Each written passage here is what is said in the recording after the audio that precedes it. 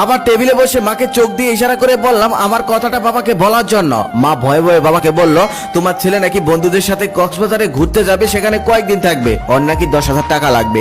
বাবা আমার দিকে তাকিয়ে বলল, কবে যাবে? আমি বললাম 5 দিন পর। বাবা তখন বলল, আচ্ছা ঠিক আছে, আমি 3 দিনের জন্য একটা কাজে বাইরে যাব, এই 3 দিন তুই একটু দোকানে বস, আমি ফিরে এসে তোকে টাকা দেই। আমি খুশি হয়ে বললাম, আচ্ছা ঠিক আছে, কোনো সমস্যা নেই, এই 3 দিন আমি দোকানে বসবো, তুমি তোমার কাজ সেরে আসো।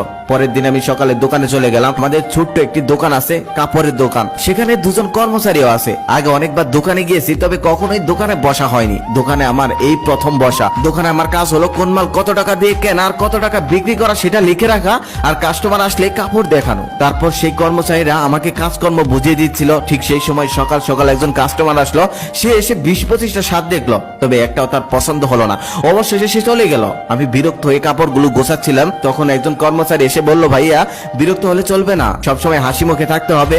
কিছু কিছু কাস্টমার এসে দোকানের সমস্ত কাপড় দেখে ফেলবে, তবে একটাও নিবে না, কিচ্ছু করার নেই, তারপরেও হাসি মুখে থাকতে হবে। তার কিছুক্ষণ পর আরেকটা ছেলে আসলো, সে এসে প্যান্ট দেখতে চাইলো। আমি তাকে কয়েকটা প্যান্ট দেখালাম, তারপর সে একটা প্যান্ট পছন্দ করলো। সেই প্যান্টটার কেনা দাম ছিল 1200 টাকা, আমি তার কাছে 1500 টাকা চাইলাম। সেই প্যান্টটা সে কিছুক্ষণ নাড়াচাড়া করে 300 টাকা বললো। আমার রাগি শরীরটা জ্বলতেছে, 1200 টাকা কেনা প্যান্ট 300 টাকা বলতেছে, তবে কিছুই বলতে পারছি না। তারপরে হাসি মুখে বললাম, না ভাইয়া দেওয়া যাবে না, এই প্যান্টটা তুমি 1400 টাকা হলে নিতে পারবে। ছেলেটা চলে গেল। তার কিছুক্ষণ পর আরেকজন মহিলা আসলো, এসে সমস্ত দোকান উলট পালট করে ফেললো। তারপর 2টা কাপড় পছন্দ করলো। পছন্দ করার পর বলতেছে, আমার হাজবেন্ড 3 দিন পর স্যালারি পাবে, 3 দিন পর এসে আমি এই কাপড় দুটি নিয়ে যাব, রেখে দেন। রাগে আমার শরীর জ্বলতেছে, কিন্তু আমি কিছুই বলতে পারতেছি না। তারপর তাকে হাসি মুখে বললাম, ঠিক আছে আন্টি, আঙ্কেল যখন টাকা পায় তখন এসে কাপড়টা নিয়ে যান, সাথে আঙ্কেলকেও নিয়ে আসবেন। তার কিছুক্ষণ পর একটা ছেলে আর একটা মেয়ে আসলো, দেখেই মনে হচ্ছিল তারা গার্লফ্রেন্ড বয়ফ্রেন্ড। এসে অনেক ভাব দেখাচ্ছিল। এক কর্মচারীকে বলল, তোদের দোকানের সব থেকে ভালো কাপড় চোপড় গুলো আমাকে দেখা। তারপর সে অনেকগুলো কাপড় চোপড় দেখালো।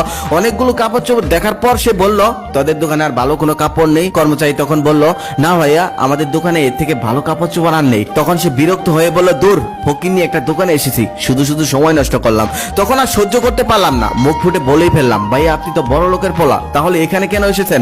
আপনি তো যাবেন যমুনা ফিউচার পার্ক কিংবা বসুন্ধরা সিটিতে, এখানে এসে কেন সময় নষ্ট করছিলেন? তখন আমাদের দুজনের মধ্যে কথা কাটাকাটি হচ্ছিল। ঠিক সেই সময় আমাদের এক কর্মচারী তার কাছে মাপ চেয়ে বলল, ভাইয়া প্লিজ আপনি চলে যান। তারপর ছেলেটা চলে গেল। তারপর কর্মচারী আমাকে এসে বলল, ভাইয়া এমনটা করা যাবে না, আমরা দোকানদার, আপনি তো প্রথম এসেছেন তাই জানেন না, প্রতিদিন কত রকমের কাস্টমার আসে, কত মানুষ কত কথা বলে, সেগুলো আমাদের সহ্য করতে হয়, হজম করে নিতে হয়, শুনেও না শোনার ভান করতে হয়, কিছু করার নেই, আমরা দোকানদার। ওই যে কথায় আছে না, খদ্দের লক্ষ্মী দোকানদার পেঁচা। তারপর সারাদিন দোকান করে আমি একটা হিসাব করে দেখলাম, সমস্ত খরচ বাদ দিয়ে আমি মাত্র ইনকাম করেছি মাত্র 800 টাকা। এভাবেই 3 দিন দোকান করলাম। 3 দিন দোকান করার পর হিসাব করে দেখলাম 3 দিনের সমস্ত খরচ বাদ দিয়ে আমি মাত্র ইনকাম করেছি 5000 টাকারও কম। আবার এই 3 দিনে আমি যে কষ্টটা করেছি, আমার জীবনে আমি এত কষ্ট করিনি, এত মানুষের কথা শুনিনি, কখনোই এত মানুষ আমাকে অবহেলা করতে পারেনি। তারপর সে রাতে আমি ঘরে শুয়ে শুয়ে মোবাইল টিপছিলাম। ঠিক সেই সময় বাবা আমার পাশে এসে বলল, এই নিয়ে তোর 10,000 টাকা। আমি তখন বাবাকে বললাম, বাবা কিসের টাকা? তখন বাবা আমাকে বলল, কেন,